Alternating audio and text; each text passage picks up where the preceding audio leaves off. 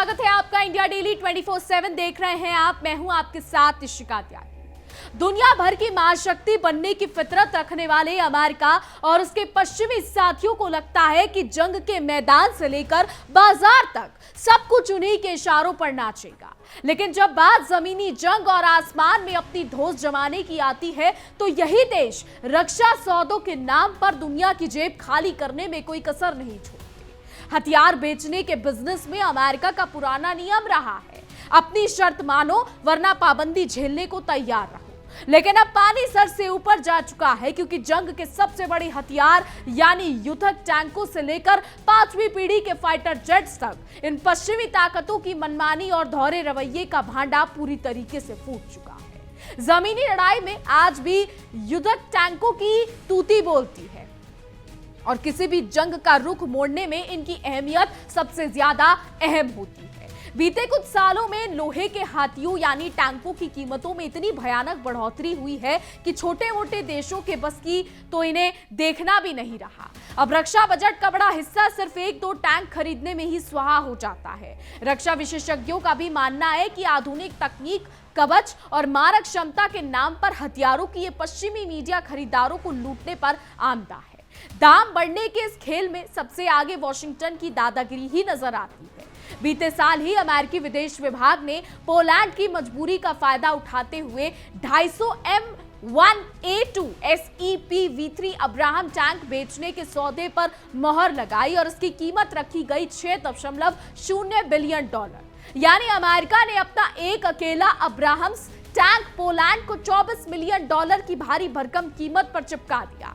America की इस महंगी दुकानदारी ने पूरी दुनिया के सामने ये साबित कर दिया है कि सुरक्षा के नाम पर पश्चिमी देश किस तरीके से मोटा मुनाफा वसूलते हैं। अब टैंकों की इन आसमान छूती कीमतों की असलियत समझना भी जरूरी है, क्योंकि मिलिट्री मशीन की रिपोर्ट ने इन पश्चिमी देशों के दावे की हवा निकाल दी है। रिपोर्ट्स के मुताबिक टैंकों की कीमतें 3 अलग-अलग तरीकों से तय होती हैं और इन्हें आपस में मिलाकर देखना बिल्कुल गलत नतीजा देता है।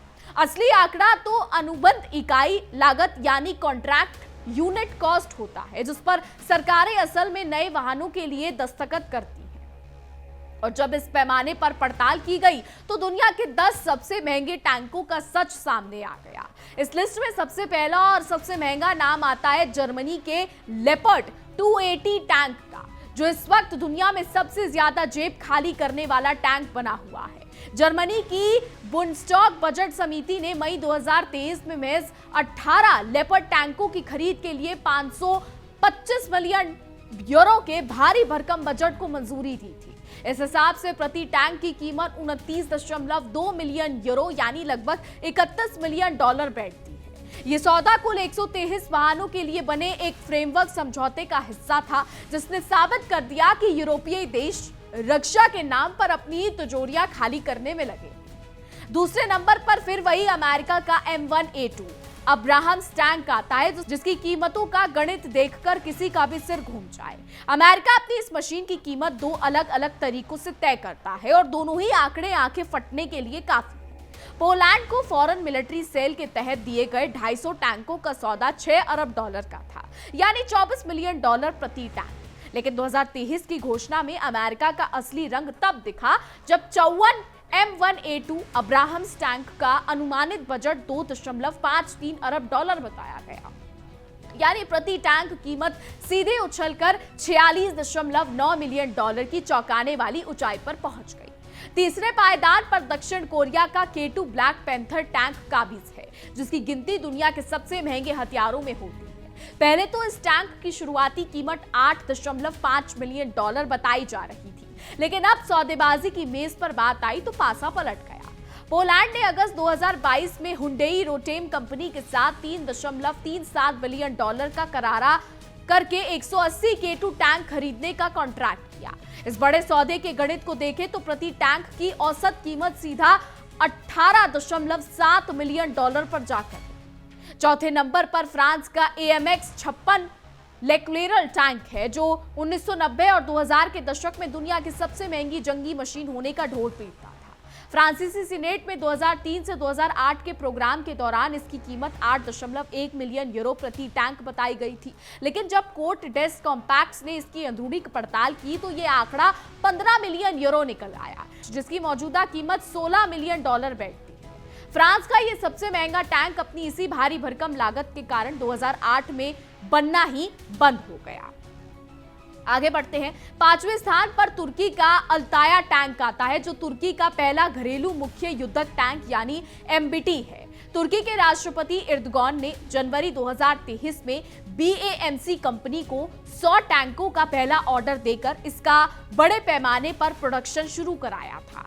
जब उत्पादन शुरू हुआ तब तुर्की की रिपोर्ट में इसकी प्रति यूनिट लागत $14 मिलियन बताई गई थी। हालांकि बाद के अनुमानों में टैंक के अलग अलग कॉन्फ़िगरेशन को आधार पर इसकी कीमत 11.75 से 13.75 मिलियन डॉलर के बीच तय की गई। छठे नंबर पर इटली का एराइटी C2 AMV टैंक आता है, जिसके लिए इटली के डिफेंस प्रोक्योरमेंट ऑफिस ने अगस्त 2023 में एक बड़ा कॉन्ट्रैक्ट पास किया था। इसके तहत इटली अपनी सेना के पास पहले से मौजूद 90 पुराने C1 टैंकों को C2 स्टैंडर्ड में अपग्रेड कर रहा है। इटली की सरकार इस पर प्रति टैंक 9.4 मिलियन यूरो यानी $10.3 मिलियन खर्च कर रही है।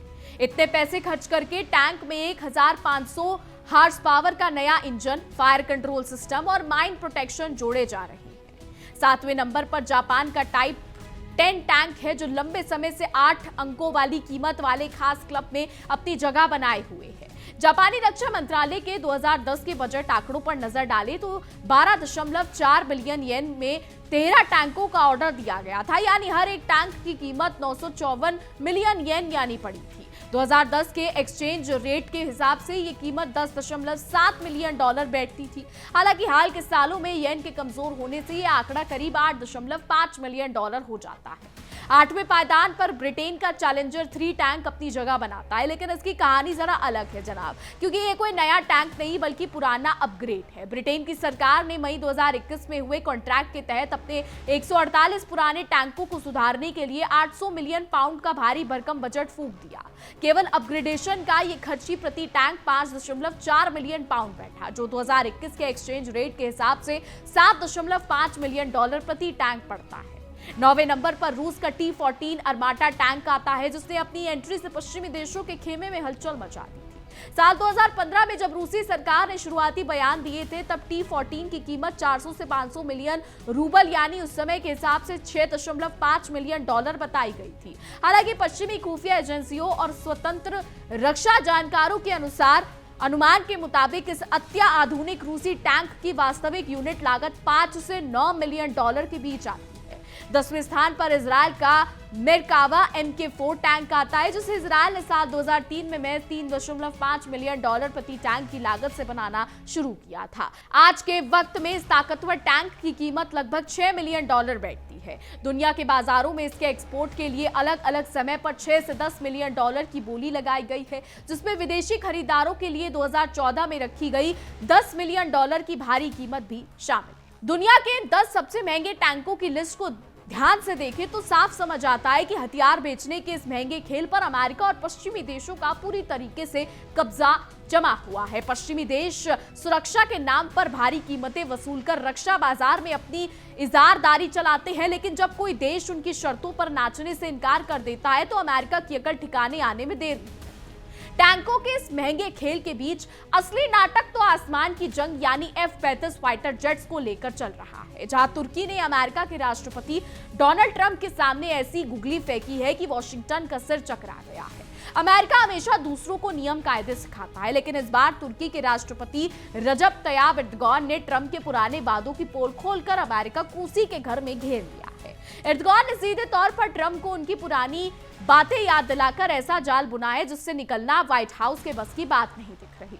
अंतर्राष्ट्रीय समाचार के मुताबिक एर्दोगान ने बिना किसी झिझक के साफ साफ कह दिया है कि डोनाल्ड ट्रंप ने खुद उनके F-35 स्टेल्थ फाइटर जेट्स देने का वादा किया था। एर्दोगान ने भरी महफिल में कह दिया है कि तुर्की अब बस अपने दोस्त के उसी वादे के पूरा होने का इंतजार कर रहा है।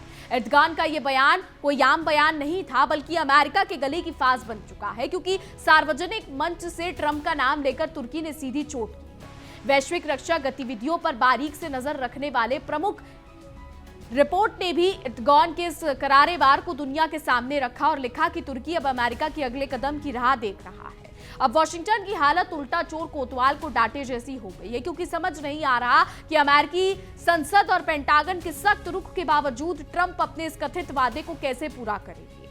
अमेरिका दूसरों पर दबाव बनाता था, लेकिन आज एर्दोगान के इस दाव ने खुद अमेरिका को धर्म संकट में डाल दिया है। अब दुनिया ये सवाल पूछ रही है कि जब अमेरिका ने तुर्की को लात मारकर F-35 प्रोग्राम से बाहर कर दिया था, तो एर्दोगान किस मुंह से इस लड़ाकू विमानों पर अपना दावा ठोक रहे हैं। तो इसका जवाब अमेरिका की उस चालाकी में छिपा है जो उसने तुर्की के साथ की थी। असल में तुर्की F-35 फाइटर जेट प्रोजेक्ट का कोई आम खरीदार या ग्राहक नहीं था, बल्कि वो इस पूरे 5वीं पीढ़ी के स्टेल्थ एयरक्राफ्ट प्रोग्राम का ओरिजिनल पार्टनर देश था, जिसने शुरुआत से ही इसमें अपना पैसा और मेहनत लगाई थी। तुर्की की रक्षा कंपनियों ने इस F-35 प्रोजेक्ट को खड़ा करने में अरबों डॉलर का भारी भरकम निवेश किया था। इतना ही नहीं, F-35 के लैंडिंग गियर, कॉकपिट डिस्प्ले और इसकी मुख्य बॉडी स्ट्रक्चर समेत 900 से ज्यादा बेहद अहम कलपुर्जे तुर्की के कारखानों में ही बनाए जा रहे थे। इसके अलावा तुर्की ने F-35 जेट्स की एडवांस बुकिंग के नाम पर अमेरिका के हाथ में 1.4 अरब डॉलर का नगद कैश भी थमाया था। लेकिन अमेरिका की आदत रही है कि काम निकल जाने के बाद वो अपने ही सहयोगियों को ठेंगा दिखा देता है। अब तुर्की का सीधा और साफ गणित है कि जिस सम्मान के लिए उसने अपनी जेब से अरबों डॉलर चुकाए हैं और जिसे बनने में हिस्सेदारी निभाई है, वो उसका जायज हक है। एर्दोगान ने अमेरिका के सामने दो टुक शर्त रख दी है, या तो अमेरिका शरीफों की तरह F-35 फाइटर जेट्स तुर्की के हवाले करे, या फिर उसका 1.4 अरब डॉलर का एडवांस पैसा ब्याज समेत वापस लौटाए। इस पूरे विवाद का बखेड़ा साल 2019 में शुरू हुआ था, जब तुर्की के एक फैसले ने डोनाल्ड ट्रंप अमेरिका के होश उड़ा दिए थे। तुर्की ने अपनी हवाई सीमाओं की सुरक्षा मजबूत करने के लिए अमेरिका के दुश्मन देश रूस से S-400 air defence missile system खरीदने की डील कर दी।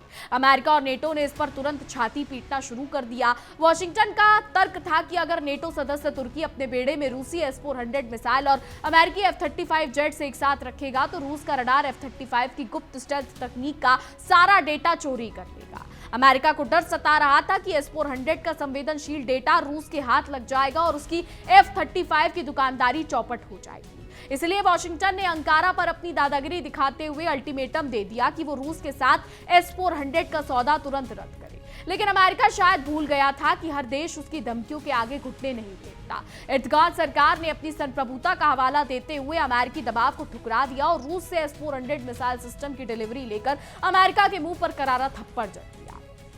तुर्की के इस कदम ने बौखलाए अमेरिकी प्रशासन ने अपनी औकात दिखाते हुए तुर्की को F-35 प्रोजेक्ट से रातों रात बाहर फेंक दिया। अमेरिका ने दूध का जला छाछ भी फूंक फूंक कर पीता है की तर्ज पर तुर्की के खिलाफ CAATSA कानून के तहत कड़े आर्थिक और सैन्य प्रतिबंध थोप दिए। हद तो तब हो गई जब अमेरिका ने तुर्की के उन तैयार फाइटर जेट्स को भी जब्त करके रोक लिया जिन पर तुर्की का झंडा तक रंगा जा चुका था और जिनका पैसा तुर्की पहले ही दे चुका था। लेकिन अब वक्त बदल चुका है और एर्दोगान ने ट्रंप के साथ अपनी पुरानी पर्सनल केमिस्ट्री का कार्ड खेलकर अमेरिका को उसी के जाल में फंसा लिया।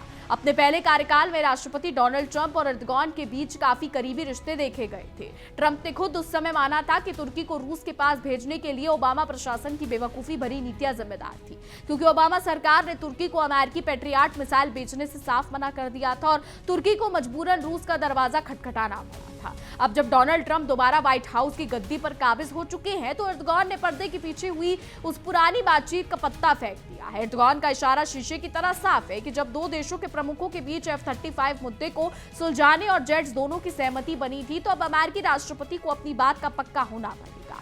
आपको बता दें, मीडिया रिपोर्ट्स के मुताबिक ट्रंप का नाम लेकर एर्दोगान ने एक तीर से दो शिकार किए हैं। उन्होंने न सिर्फ ट्रंप पर नैतिक दबाव बनाया है, बल्कि पूरे अमेरिका की नीयत को कटघरे में खड़ा कर दिया है। अब सवाल उठता है कि तुर्की को आखिर F-35 जेट्स पाने की इतनी जल्दी क्यों मची है? तो इसकी असली वजह मिडिल ईस्ट और भूमध्य सागर का तेजी से बदलता सैन्य संतुलन है। तुर्की की वायुसेना इस समय अपने पुराने पड़ चुके F-16 फाइटर जेट्स के सहारे टिकी हुई है। हालांकि अमेरिका ने तुर्की को F-16 बेड़े को अपग्रेड करने और नए F-16 ब्लॉक 70 बेचने की मजबूरी में मंजूरी दी थी, लेकिन पुरानी पीढ़ी का F-16 कभी भी 5वीं पीढ़ी के आधुनिक F-35 का मुकाबला नहीं कर सकता। तुर्की की बेचैनी इसलिए भी बढ़ी हुई है क्योंकि उसका पड़ोसी और कट्टर दुश्मन देश ग्रीस अमेरिका से F-35 जेट्स खरीदने की रेस में काफी आगे निकल चुका है। दूसरी तरफ इजरायल के पास पहले से ही F-35 जेट्स का एक पूरा बेड़ा तैनात है। अगर ग्रीस और इजरायल दोनों के पास F-35 आ जाते हैं तो तुर्की हाथ पर हाथ धरे बैठा रहता तो पूरे इलाके में आसमान में तुर्की की बादशाहत खत्म हो जाएगी और अमेरिका यही चाहता है कि उसका कोई भी साथी उससे ज्यादा ताकतवर ना बने।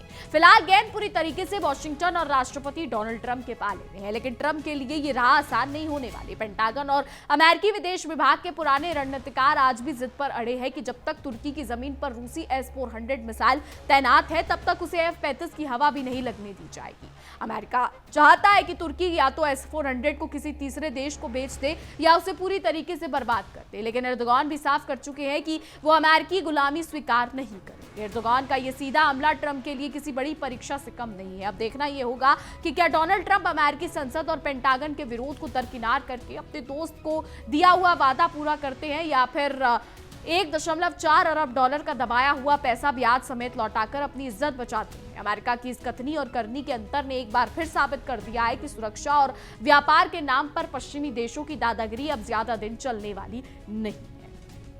तो दुनिया भर में महाशक्ति होने का ढोल पीटने वाले अमेरिका और उसके पश्चिमी साथियों की हेकड़ी का बाजार अब जंग के मैदान भी गर्म है। इन्हें लगता है कि पूरी दुनिया इनके बनाए नियमों की गुलाम है और रक्षा सौदों के नाम पर ये जब चाहे जिसकी चाहे जेब पर डाका डाल सकते हैं, लेकिन सच तो ये है कि जमीनी लड़ाई के शहंशाह यानी युद्धक टैंकों से लेकर आसमान में उड़ने वाले 5वीं पीढ़ी के फाइटर जेट्स तक इन पश्चिमी देशों की मक्कारी और धौरे रवैये का भांडा अब चौराहे पर फूट चुका है। जमीनी जंग में आज भी टैंकों की ही तूती बोलती है और किसी भी लड़ाई का पासा पलटने में इनका कोई सानी नहीं है। बीते कुछ सालों में इन लोहे के हथियारों की कीमतों में ऐसी आग लगी कि छोटे मोटे देशों के तो पसीने छूट जाएं। रक्षा विशेषज्ञों की माने तो पश्चिमी रक्षा कंपनियां आधुनिक तकनीक और सुरक्षा का झूठा झुंझुना थमाकर पूरी दुनिया को दोनों हाथों में लूटने उतर आई है और इनका ये पूरा बिजनेस धड़ल्ले से फल फूल रहा है। इस लूटमार में सबसे आगे अंकल सैम यानी अमेरिका ही खड़ा नजर आता है। बीते साल अमेरिका ने पोलैंड की लाचारी का पूरा फायदा उठाकर और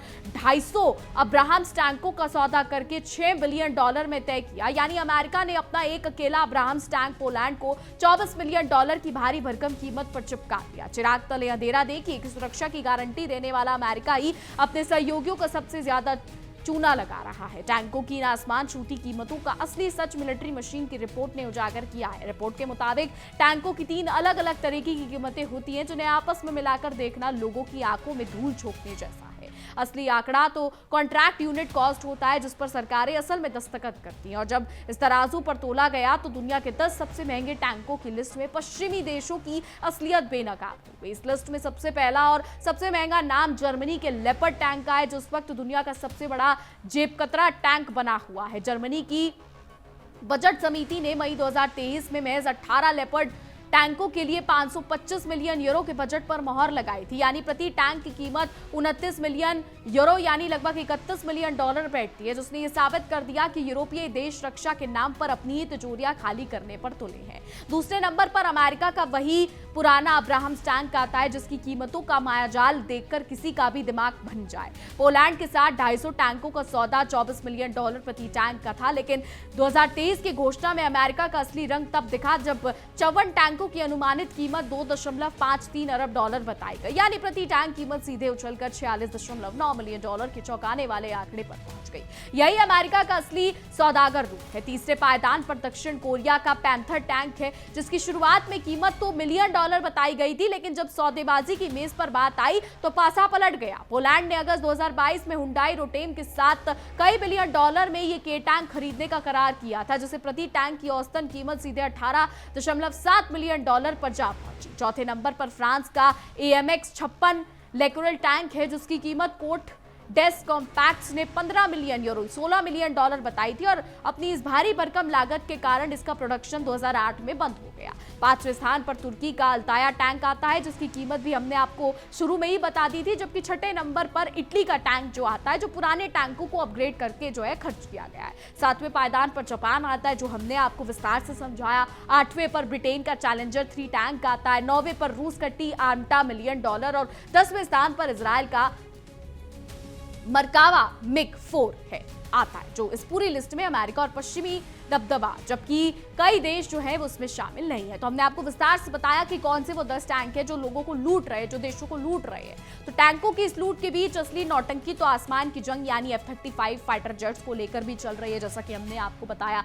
तुर्की के राष्ट्रपति जो हैं एर्दोगान, वो लगातार डोनाल्ड ट्रंप को लेकर बड़ी बड़ी बातें कर रहे हैं। मिडल ईस्ट में बारूद की आग अभी ठंडी भी नहीं हुई है, लेकिन अमेरिका और ईरान के बीच तनाव जो है अब एक ऐसे मोड़ पर पहुंच चुका है जहां बयान भी हथियार की तरह इस्तेमाल हो रहे हैं। एक तरफ अमेरिकी राष्ट्रपति डोनाल्ड ट्रंप हॉर्मुज को लेकर बड़े बड़े दावे कर रहे हैं। डोनाल्ड ट्रंप का कहना है कि ईरान को पूरी तरह हराने के बाद अमेरिका स्ट्रेट ऑफ हॉर्मुज को अपना इलाका घोषित करने की योजना बना सकता है। इतना ही नहीं, ट्रंप ने यह दावा भी किया कि अमेरिकी नौसेना पूरे समुद्री रास्ते की नाकेबंदी कर रही है। अब सवाल यह है कि क्या सिर्फ एक बयान से दुनिया के सबसे अहम समुद्री रास्ते में से एक पर भी किसी देश का कब्जा हो सकता है? शायद इसी सवाल का जवाब ईरान ने अपने अंदाज में दे दिया है। जी हां, ईरान की संसद की राष्ट्रीय सुरक्षा और विदेश नीति समिति के प्रमुख ने ट्रंप पर तंज कसते हुए कहा कि हॉर्मुज पर कब्जे की बातें करने से पहले अमेरिकी राष्ट्रपति को अपनी सुरक्षा की चिंता करनी चाहिए। वहीं ऐसा ना हो कि उन्हें खुद किसी फूड ट्रक में छिपने की नौबत आ जाए। यानी ट्रंप हॉर्मुज को अमेरिका का हिस्सा बनाने की बात कर रहे थे और ईरान ने जवाब में ट्रंप को उनकी सुरक्षा का आईना दिखा दिया।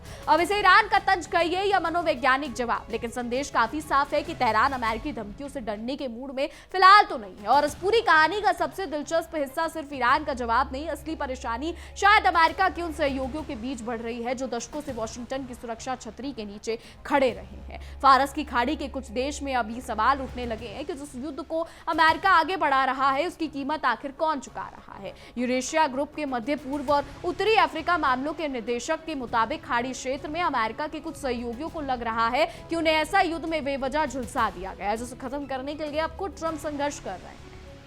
खाड़ी देशों के एक अधिकारी ने भी कथित तौर पर कहा कि युद्ध अमेरिका ने शुरू किया, लेकिन इसकी कीमत खाड़ी देशों को चुकानी पड़ रही है। और यही लाइन इस पूरे संकट की सबसे बड़ी विडंबना सामने रखती है। जंग किसी और की, खतरा हमारे घर पर और कीमत भी हम ही देनी है। अमेरिका कहता है कि वो अपने सहयोगियों की सुरक्षा कर रहा है, लेकिन खाड़ी देशों के सामने सवाल यह है कि अगर अमेरिकी नीति की वजह से ही उनके ऊपर खतरा बढ़ रहा है तो फिर इसे सुरक्षा कैसे कहा जाए। खाड़ी देश अमेरिका के करीबी सुरक्षा साझेदार है। कतर और बहरीन में बड़े अमेरिकी सैन्य अड्डे मौजूद हैं। अमेरिका इन देशों को हथियार देता है, सैन्य सहयोग करता है और खुफिया जानकारी साझा करता है। दशकों से ये व्यवस्था खाड़ी देशों के लिए सुरक्षा की बड़ी गारंटी मानी जाती है, लेकिन अब हालात कुछ बदलते हुए दिखाई दे रहे हैं, क्योंकि अगर अमेरिका और ईरान के बीच सीधा टकराव बढ़ता है तो ईरान के लिए अमेरिकी सैन्य ठिकाने और अमेरिकी सहयोगी देश भी खतरे के दायरे में आ सकते हैं। यानी जिस अमेरिकी मौजूदगी को कल तक सुरक्षा की ढाल माना जाता था, वही मौजूदगी आज संभावित खतरे की वजह भी बन सकती है। और यही वो विरोधाभास है जो खाड़ी देशों को सबसे ज्यादा परेशान कर रहा है। एक तरफ अमेरिका है जिस पर उनकी सुरक्षा काफी हद तक निर्भर है, दूसरी तरफ ईरान है जो उनके बिल्कुल आसपास मौजूद है, और तीसरी तरफ उनकी अपनी अर्थव्यवस्था है जो स्थिरता, तेल, गैस, व्यापार, बंदरगाह और समुद्री रास्ते पर निर्भर करती है। ऐसे में युद्ध जितना लंबा चलेगा, खाड़ी देशों का जोखिम उतना ही बढ़ेगा। यही कारण है कि अब वहां अमेरिका की रणनीति को लेकर सवाल उठने लगे हैं। वॉशिंगटन स्थित अरब गल्फ स्टेट इंस्टीट्यूट की फेलो ने भी एक मुताबिक युद्ध शुरू होने के बाद से अमेरिका पर भरोसा कम हुआ है और सहयोगी देशों को लगता है कि इलाके में अमेरिकी व्यवहार में उनकी सुरक्षा बढ़ाने की बजाय कम हो रही है। ये बात अमेरिका के लिए इसलिए भी महत्वपूर्ण है क्योंकि पश्चिमी एशिया में उसकी ताकत सिर्फ उसके हथियारों और युद्धपोतों से नहीं आती, उसकी असली ताकत उसके गठबंधनों से आती है। अगर सहयोगी देश धीरे धीरे ये मानने लगे कि अमेरिका पर पूरी तरह निर्भर रहना सुरक्षित नहीं है, तो वॉशिंगटन के लिए बड़ी रणनीतिक समस्या बन सकती है। इसी संदर्भ में सऊदी अरब, तुर्की और पाकिस्तान के बीच हुआ आपसी रक्षा समझौता भी काफी अहम माना जा रहा है। एक वरिष्ठ यूरोपीय अधिकारी के मुताबिक ये समझौता अमेरिका के लिए एक संकेत हो सकता है कि शक्तिशाली सुन्नी देश अपनी सुरक्षा साझेदारी में विविधता लाना चाहते हैं। यानी संदेश शायद ये है कि अमेरिका महत्वपूर्ण है, लेकिन अब सिर्फ अमेरिका ही पर्याप्त नहीं है। ये बदलाव अगर लंबे समय तक जारी रहता है तो पश्चिम एशिया की पूरी सुरक्षा व्यवस्था पर असर पड़ सकता है, क्योंकि अमेरिका ने वर्षों तक खाड़ी देशों को ये भरोसा दिया कि उनकी सुरक्षा का सबसे मजबूत सहारा वॉशिंगटन है। लेकिन अगर वही देश अब दूसरे विकल्प तलाशने लगे तो ये अमेरिका की रणनीतिक पकड़ के लिए बड़ा झटका हो सकता है। और यहाँ ईरान की स्थिति को समझना जरूरी है। ईरान लंबे समय समय से अमेरिकी दबाव का सामना करता आया है। प्रतिबंध लगाए गए, राजनीतिक दबाव बनाया गया, सैन्य कार्रवाई की धमकियां दी गई और अब हॉर्मुज से लेकर भी अमेरिका की तरफ से बेहद आक्रामक बयान सामने आ रहे हैं। लेकिन ईरान पीछे हटने की बजाय लगातार जवाब दे रहा है। यही शायद वॉशिंगटन के लिए सबसे ज्यादा परेशानी वाली बात है। डोनाल्ड ट्रंप चाहते हैं कि उनकी ताकत देखकर ईरान दबाव में आए, लेकिन ईरान अमेरिकी धमकियों को स्वीकार करने की बजाय पलटकर जवाब दे रहा है। और इस समय सबसे बड़ा हथियार शायद मिसाइल नहीं बल्कि राजनीतिक और मनोवैज्ञानिक जवाब है। देखिए आने वाला समय बताएगा कि क्या होता है। फिलहाल हमारी आज की रिपोर्ट में बस इतना ही। तमाम खबरों के लिए देखते रहिए इंडिया डेली 24/7। देखिए इंडिया डेली 24/7 अब आपके स्मार्ट टीवी पर। इंडिया डेली मौजूद है सभी डिजिटल प्लेटफॉर्म पर लाइव और लगातार। इंडिया डेली 24/7 हर दिन राष्ट्र को समर्पित।